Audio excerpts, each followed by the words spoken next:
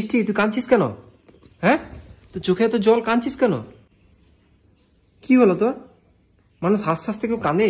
এই প্রথমবার দেখছি। কাঁদছিস কেন? হ্যাঁ, কি হলো? আবার আমি কি কথা বললাম এমন যে কান্না পেয়ে গেল? কি হলো কি আগে বল। কিছু হয়নি, এই এক শুরু করেছে এই দুদিন ধরে। কি হলো? সো ক্যামেরাটা কিনে চলে আসছে। কি হলো? হয়নি, আমার চোখে ঠান্ডা লেগেছে।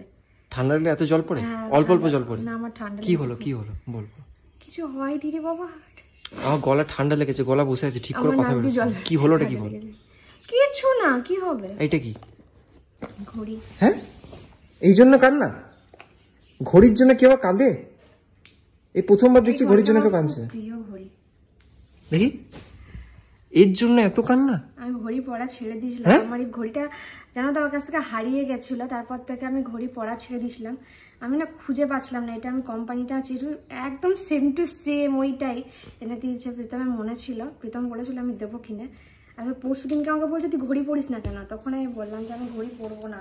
আমার ওই ঘড়িটাই, মানে এই ঘড়িটা আমার এত প্রিয়, আমার খুব ভালো লাগে এই ঘড়িটা। তার জন্য এত কান্না? Thank you. হ্যাঁ, না তার জন্য এত কান্না? কোনো প্রিয় জিনিস কারোর হারিয়ে গেলে না সেটা বুঝবে। Thank you. কি বাহ, হাতে দারুণ মানাচ্ছে তো। ভালো লাগছে, দারুণ মানাচ্ছে হাতে।